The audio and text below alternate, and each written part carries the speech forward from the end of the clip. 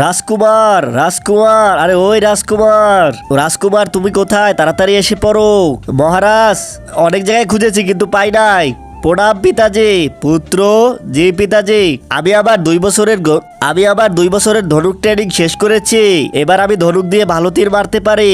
আরে এসব তুমি ছাড়ো, তোমার ছোট ভাইকে আদিবাসীরা তুলে নিয়ে গেছে, ওকে বাঁচাতে হবে। ছেড়ে দাও, আমাকে ছেড়ে দাও। আজকে তোমাকে আমরা কেটে খেয়ে ফেলবো। মন্ত্রী, ওরা তো আজকে আমার ছেলেকে কেটে খাওয়ার কথা বলতেছে। মহারাজ আপনি চিন্তা করেন না, আমি যেভাবেই পারি ওকে বাঁচিয়ে ফিরিয়ে আনবো। কিন্তু কিভাবে?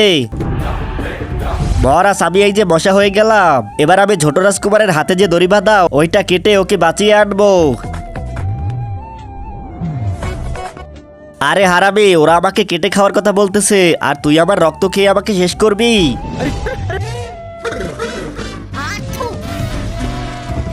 আরে রাজকুমার তো আমার মন্ত্রীকেই খেয়ে ফেললো। পিতাজি, আমি যে এই 2 বছর এই ট্রেনিং দিয়েছি সেটা তো আমাকে সাফল্য করতে হবে। এবার আমি ওদের দুজনকে মেরে আমার ছোট ভাইকে ফিরিয়ে আনবো।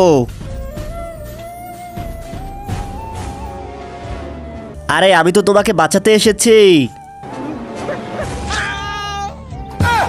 আরে তুই তো আবার মন্ত্রীকে মেরে ফেললি। তুই কি 2 বছরের ট্রেনিং দিলি? পিতাজি আমাকে আরেকটা চান্স দেন, এবার তো আমি ওকে মেরেই ফেলবো।